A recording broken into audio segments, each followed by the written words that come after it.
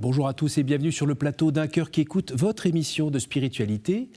Alors nous sommes à la veille de la Journée mondiale des pauvres, là, en ce mois de novembre, et nous avons la chance, pour fêter ça, d'être avec sœur Laure Blanchon. Bonjour ma sœur. Bonjour.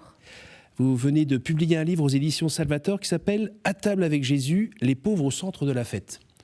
Je vous avoue que j'ai bien aimé le titre qui m'a mis en appétit, et la lecture aussi, avec cette approche...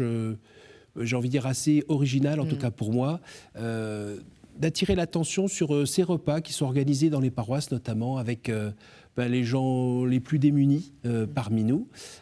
Et vous racontez dans ce livre en quoi c'est un lieu de rencontre. Vous donnez la parole à ces invités qui, même s'ils parlent peu ou pas toujours avec le vocabulaire qu'on peut avoir comme vous, quand on est par exemple professeur aux facultés Loyola et docteur en théologie, pour autant... On va assez directement à l'essentiel, un essentiel peut-être mal dit, mais voilà, il n'y a pas d'artifice en fait. Oui. Donc vous en parlez très bien dans ce livre, notamment en leur donnant la parole. Et puis après, vous êtes allé voir les repas, je crois qu'il y en a 6, dans l'Évangile, oui. Où est Jésus avec des pauvres, et vous essayez d'en sortir quelque chose, j'allais dire d'édifiant, en tout cas qui nous permet de porter un autre regard peut-être sur ce temps-là, sur ces relations-là. Voilà. Bon, c'est tout, hein, l'émission est faite. Merci beaucoup. Juste avant que vous nous racontiez un petit peu votre parcours, est-ce que vous pourriez nous lire un extrait de texte de votre choix, s'il vous plaît ? Alors, je propose de lire un petit bout de l'exhortation du pape Léon XIV, qui a été publiée la semaine dernière. Les disciples de Jésus critiquèrent la femme qui avait versé sur sa tête une huile parfumée très précieuse. « À quoi bon ce gaspillage ?» disait-il. Cela pouvait être vendu bien cher et donné à des pauvres. Mais le Seigneur leur dit, « Les pauvres, vous les aurez toujours avec vous. » Cette femme avait compris que Jésus était le Messie, humble et souffrant, sur lequel déverser son amour. Quelle consolation ce baume sur sa tête, qui, quelques jours plus tard, serait tourmenté par les épines. C'était un petit geste, certes, mais ceux qui souffrent savent combien même un petit geste d'affection peut être grand, et quel soulagement il peut apporter. Jésus le comprend et en atteste la pérennité. Partout où sera proclamé cet évangile, dans le monde entier, on redira à sa mémoire ce qu'elle vient de faire. La simplicité de ce geste révèle quelque chose de grand. Aucun geste d'affection, même le plus petit, ne sera oublié, surtout s'il est adressé à ceux qui sont dans la souffrance, dans la solitude, dans le besoin, comme l'était le Seigneur à cette heure. C'est précisément dans cette perspective que l'affection envers le Seigneur s'unit à celle envers les pauvres. Ce Jésus qui dit « Les pauvres, vous les aurez toujours avec vous » exprime la même chose lorsqu'il promet aux disciples « Je suis avec vous pour toujours ». Et en même temps, ces paroles du Seigneur nous reviennent à l'esprit. Dans la mesure où vous l'avez fait à l'un de ces petits de mes frères, c'est à moi que vous l'avez fait. Nous ne sommes pas dans le domaine de la bienfaisance, mais dans celui de la révélation. Le contact avec ceux qui n'ont ni pouvoir ni grandeur est une manière fondamentale de rencontrer le Seigneur de l'histoire. À travers les pauvres, il a encore quelque chose à nous dire. C'est du vécu, comme on dit. Oui. Oui, c'est ça. Dans quel cadre ? Donc dans le cadre du réseau Saint-Laurent, qui est le réseau qui fédère l'ensemble des groupes de chrétiens du quart-monde et de personnes qui veulent faire alliance avec eux, et précisément dans le réseau Saint-Laurent, qui rassemble à peu près 150 associations, dans l'association de la Pierre d'Angle. Donc à la Pierre d'Angle, on est une vingtaine ou 25 petites fraternités dans différents diocèses, et moi je suis dans la fraternité de Beaugency, dans le diocèse d'Orléans. Et qu'est-ce que vous vivez et à quelle fréquence ? Alors, on se réunit une fois par mois, le dimanche, après-midi, vers 14h, 14h30, jusqu'à 16h30. Donc, il y a 2 moments dans notre rencontre. D'abord, un moment autour de l'Évangile. On fait le signe de croix, on prend des nouvelles les uns des autres, on prend des nouvelles des absents. Et puis, on lit un passage d'Évangile et on découvre le sens de l'Évangile. Puis vers la fin de la rencontre, ou le tout début de la rencontre, on lit un petit passage de la vie du père Joseph Wrezinski, le fondateur d'ATD Quart Monde, qui inspire notre spiritualité à la pierre d'Ancre. Avec ce temps autour de l'Évangile, c'est vraiment un temps, comment dire ça, où j'observe où peu à peu, les gens prennent confiance en eux-mêmes, en leur capacité de lire l'Évangile, de s'enraciner dans cette vie à la suite de Jésus, et c'est vraiment très très beau. Et puis la deuxième partie de la rencontre, vers 15h45, 16h, on célèbre ça en goûtant ensemble. Donc c'est le temps du goûter, les uns et les autres apportent des choses à partager, et on fête les anniversaires. C'est un moment très précieux pour ceux qui sont dans des familles très aisées où tout va bien, c'est une évidence l'anniversaire et le cadeau. Oui. Pour certains, dans notre groupe, on sera le seul lieu où ils seront fêtés. Il y aura un gâteau, une bougie, une carte d'anniversaire signée par tout le monde. Et ce rite, parce que c'est quelque chose d'un rite, ce rite du goûter, de l'anniversaire, c'est très très précieux. Je suis frappée par ce qu'on a vécu dans notre groupe avec Hubert. Hubert, c'était une personne qui venait depuis quelques mois et qui était très enfoncée dans la misère. Et puis, au mois de mars dernier, nous avons fêté l'anniversaire d'Hubert. Et depuis, son visage s'est redressé, il s'est illuminé. Et il parle avec de plus en plus d'aisance. Quelque chose d'une résurrection. Et voilà, ça permet des merveilles comme ça, ces temps. Alors, on dit souvent que quand on est plus proche des déshérités, pauvres, il y a plein de noms, mais c'est une même réalité, les pauvres de l'Église, les pauvres dont on vient de parler là dans l'Évangile. On dit souvent que on arrive et puis on va les aider, quoi. Et on arrive avec tout ce qu'on est, toutes nos richesses, notre formation, notre vie, qui, même si elle n'est pas excentrique, est quand même très aisée par rapport à leur réalité. Et souvent, les gens qu'on a reçus ici à votre place, ou qu'on peut entendre ailleurs, disent que c'est pas tout à fait ça. Non. En fait, à la limite, ils se rendent compte qu'il y a une bascule qui se fait, où ils croient arriver en étant bien, quoi. Et en fait, ils se rendent compte que c'est l'autre qui leur apporte beaucoup plus. Mais qu'est-ce qu'il leur apporte ? Pour moi, il y a vraiment une réciprocité. Bien sûr, avec ce que j'anime de partage d'évangile ou de temps de cordialité et en veillant à la bienveillance mutuelle, oui, je permets quelque chose, ça je le reconnais.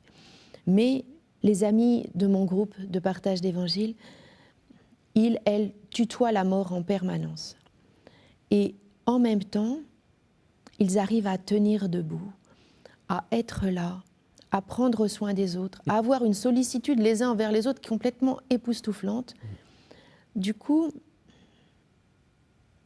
le mystère pascal, c'est pas des mots dans le catéchisme ou dans l'évangile, c'est les gens, je les vois, et ils me donnent accès à la découverte de la profondeur de ce qu'est le mystère de la mort et de la résurrection de Jésus. Donc il y a une immense disproportion entre ce que moi j'apporte, de créer un cadre de cordialité, d'hospitalité mutuelle, et puis eux qui me donnent accès au cœur de la révélation chrétienne, enfin. Sans le savoir d'ailleurs. Sans le savoir, pour une part, et aussi parfois en le sachant, parce que donc, avec ce livre, je ne suis pas tout à fait à mon coup d'essai. Ça fait plusieurs fois que je publie des livres. Et j'essaie vraiment que les amis qui ont l'expérience de la grande précarité, ils soient honorés par le livre. Plusieurs disent « ça, c'est notre livre ». Et de même avec d'autres livres avant. Et du coup, les personnes, à force de cheminer ensemble au fil des années, pas celles avec qui je viens de commencer le chemin, mais celles avec qui on a un long chemin d'amitié ensemble, elles réalisent que, ah oui, toi tu vas aller dire les mots de l'université à partir de nos paroles et ça va être lu par les gens, mais c'est nos vies qui vont les aider, c'est nos vies qui sont si précieuses. Très juste. Et du coup,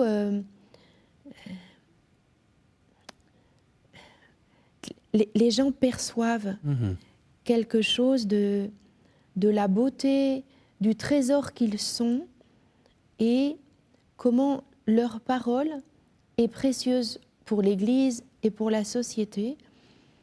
Et je disais tout à l'heure par rapport à Hubert avec son relèvement corporel, mais j'ai observé bien des personnes, un relèvement dans l'estime de soi, dans la reconnaissance par rapport à elles-mêmes de leur propre dignité et de leur dire « Ah non, non, tu ne peux pas dire ça de toi-même ».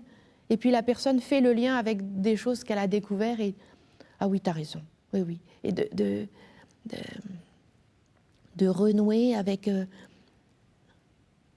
renouer ou découvrir, ça dépend des personnes.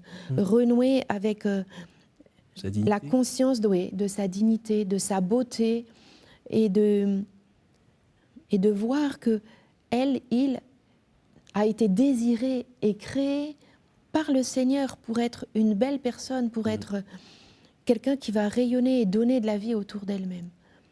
Et ça permet ça, nos groupes de partage de la parole. Et enfin, moi, ça me construit tellement. Je dois tant à ces personnes. Hein. Est-ce que vous pourriez nous dire en une phrase pourquoi ou comment faire pour y aller alors que parfois on hésite parce qu'on se dit mais je vais donner ça et ils vont me prendre ça. S'il faut que je les reçoive chez moi, ça va. Enfin, on a peur de créer des liens qu'on ne saurait tenir dans le temps ou qui. Qu'est-ce que vous pourriez dire ? Alors, je crois que il ne faut pas s'en demander trop au premier pas.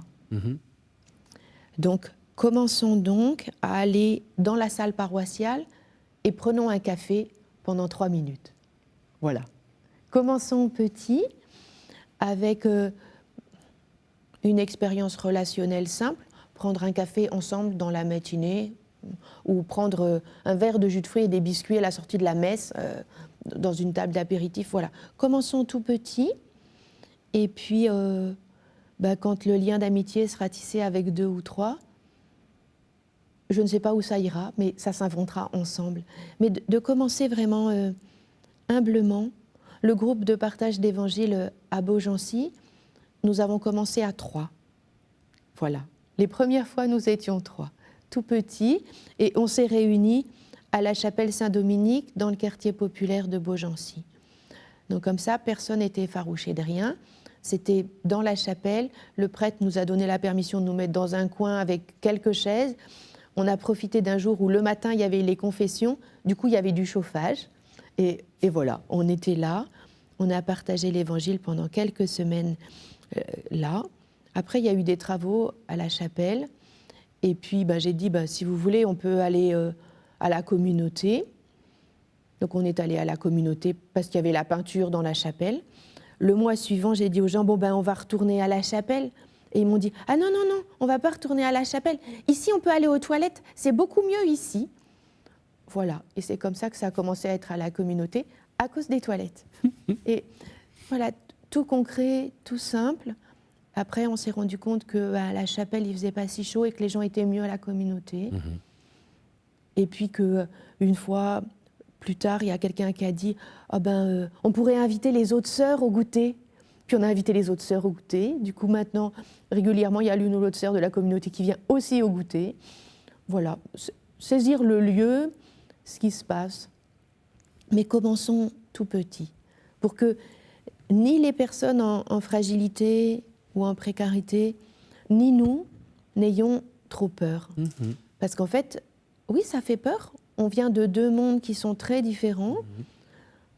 Quand on n'a pas tissé un lien de confiance et d'estime mutuelle, oui, qu'est-ce qui va se passer et voilà. Mais commencer petit, mais commencer. Et se dire, voilà, je fais ce pas. Pas me dire, je vais faire ce pas, puis ce pas, puis ce pas, puis ce pas. Non, non, je commence avec ça, et puis on verra. Alors ma sœur, aidez-nous à savoir comment vous vous retrouvez dans cette situation aujourd'hui. Vous venez d'où qu'est-ce qui fait qu'on vous voit aujourd'hui habillée en religieuse ursuline? Donc, moi, je suis née dans une famille chrétienne. Aînée de 4 enfants. Aînée de 4 enfants. J'ai toujours grandi en allant à la messe, en ayant un coin prière dans ma chambre. À la maison, nous avions une nounou qui avait été la nounou de mon papa, qui était une femme très croyante, qui nous apprenait à aimer Jésus, à aimer le Seigneur. J'ai plein de souvenirs d'enfants d'être allée à la messe du samedi soir avec ma grand-mère, et puis d'être retournée le dimanche matin avec mes parents. Mais oui, j'étais très contente. Voilà, c'était très normal. Rendre service, m'occuper de mes petits frères et sœurs et des cousins et des cousines. Enfin, j'étais l'aînée de toute la tribu. D'accord. Donc voilà. Vous étiez élevée chez les Ursulines. Voilà, j'étais à l'école chez les Ursulines. Tout le cadre était porteur. Tout allait bien. Tout allait bien, c'était simple. Jusqu'à quand tout allait bien? Tout allait bien jusqu'à la fin de ma classe de 3e. Là, mes parents ont trouvé que j'étais fort coucounée chez les sœurs et que allait falloir un petit peu secouer tout ça et prendre de la force pour affronter le vrai monde. Bah oui. Le vrai monde. Donc, depuis, j'avais été chez les sœurs. Donc, dans mon placard, il y avait des jupes bleu marine, des petits chemisiers blancs, des soquettes blanches. Donc, je suis partie au lycée public habillée comme ça. Oh là là là là là là, avec ma petite croix de confirmation, ma petite médaille de baptême sortie, bien sûr. En région parisienne? Oui, dans Paris. Et donc, on habitait dans le 17e, dans un quartier très mélangé entre chrétiens et juifs. Et au lycée public, presque tout le monde était de religion juive. Et voilà, le décalage a été assez violent. Ouais, et à 14-15 ans, oui, c'est ça. On n'est pas dans la bonté même les uns envers les autres. Hein. C'est bien dit. Donc j'ai été très malmenée. Faut dire les choses comme elles sont. J'ai été très malmenée. Aujourd'hui, probablement, on parlerait de harcèlement, enfin des choses comme ça. Très malmenée par mes camarades de classe. Plusieurs fois humiliée en public, enfin des choses difficiles. Oui. Et du coup... Vous avez refait votre garde-robe assez rapidement? Oui. Dans les jours qui ont suivi, j'ai mis mon jean dont je me servais pour aller à la campagne normalement, mais voilà, tout de suite, ça, j'ai repositionné. Mais ce qui est resté, c'est que je me suis beaucoup repliée sur moi-même. Et j'ai dit à mes parents, écoutez, si je suis aussi malheureuse, c'est que Dieu, il n'existe pas. Et donc tout mon univers habituel, là, c'est comme effondré. Oui. J'ai refusé d'aller à la messe, je n'ai plus voulu aller à l'aumônerie, je n'ai plus prié. Si mon souvenir est bon, j'ai décroché le crucifix qui était au-dessus de mon lit. Enfin, j'ai tout mis au placard pour plusieurs années.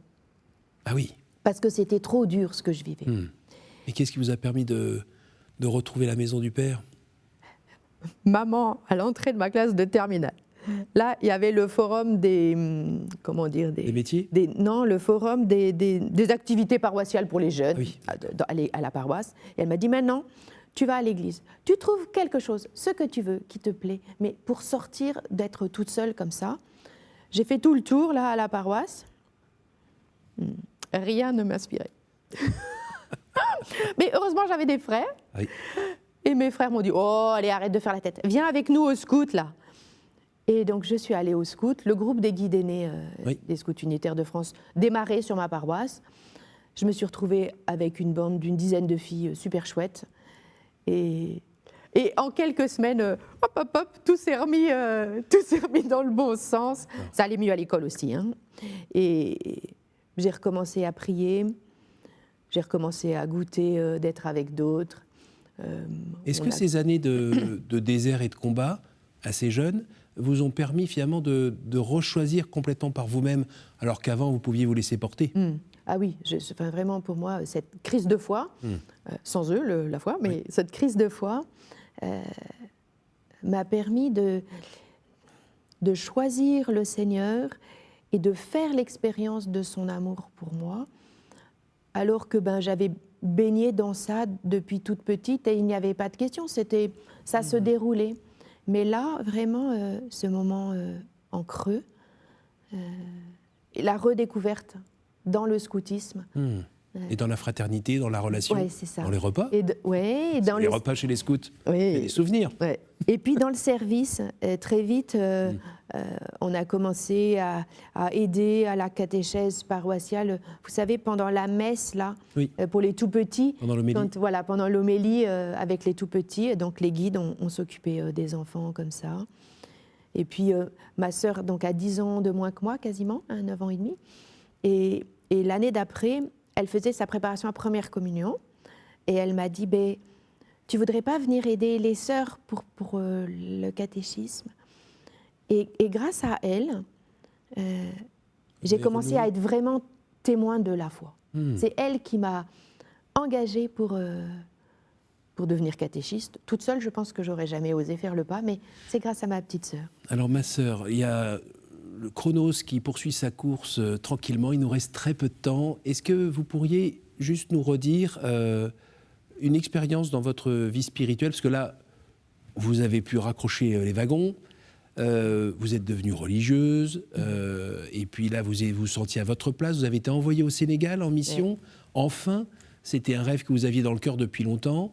Et là, est-ce que vous pourriez juste nous raconter cette expérience ça fait partie de vos vœux, si je ne me trompe pas, d'obéissance. D'obéissance, oui. Donc, je suis au Sénégal depuis quelques mois, et 1 an et demi avant, donc j'ai fini ma licence canonique de théologie et philosophie aux facultés Loyola, et les résultats ont été très bons. Je me prépare à faire mes vœux, je fais mes vœux, et je suis envoyée au Sénégal, qui correspond à une aspiration que je portais depuis longtemps. Je l'avais vécu en petit en étant en France, et puis le voilà en plus grand au Sénégal. Et au bout de quelques mois, ma provinciale m'appelle en me disant les responsables à Loyola Paris, ils suggèrent que tu viennes pour faire un master et puis un doctorat, peut-être en vue d'enseigner. Et là, c'était un espèce de tremblement de terre, parce que je ne m'attendais pas du tout à cette demande-là. Et je me sentais heureuse et très à ma place au Sénégal. Et là, ma provinciale ne m'a pas du tout dit « il faut une réponse tout de suite ». Elle m'a dit « écoute, voilà, je t'apporte cet appel, prends le temps de discerner, d'y réfléchir tranquillement ». Et j'ai effectivement pris mon temps, j'ai échangé plusieurs fois avec mon accompagnatrice. Et puis au bout d'un moment, j'ai réalisé que l'essentiel, c'était que les plus pauvres soient au centre de ma vie. Mais que la modalité pouvait en changer. Ça pouvait être de rester au Sénégal, là où j'étais, et j'étais très heureuse dans ce quartier difficile. Ça pouvait être de revenir en France en prenant un métier très humble dans une de nos communautés. Ou bien ça pouvait être d'aller à Loyola Paris en développant une théologie très attentive aux pauvres. Une fois que j'ai eu réalisé ça, une grande paix est venue. J'ai pu écrire à ma provinciale en disant « écoute, j'ai réalisé ça, envoie-moi là où ce sera le plus ajusté ». Puis j'ai été envoyée à Loyola, et puis depuis 2007, 2009, voilà, on a développé cette théologie à l'école des pauvres à Loyola avec Étienne Grieux, et puis maintenant François Audinet, Frédéric-Marie Leméoté. On est vraiment une belle équipe, et ça compte beaucoup, cet espace de fraternité que nous vivons. Ouais. Extra. On arrive donc à la fin de cette émission. Je vais vous demander par 3 fois de me dire un chiffre entre 1 et 10 pour questions courtes, réponses courtes. Je vous écoute. D'accord. 3. Quel livre voudriez-vous conseiller à un non-croyant? L'Évangile. À nouveau. 7. Quel endroit vous porte le plus à la prière? D'être devant un très beau paysage de la nature. Un dernier. 5. Quelle est la dernière fois où vous avez sollicité l'aide de votre ange gardien? Je ne lui parle pas beaucoup à mon ange gardien. Je parle plutôt directement au Seigneur.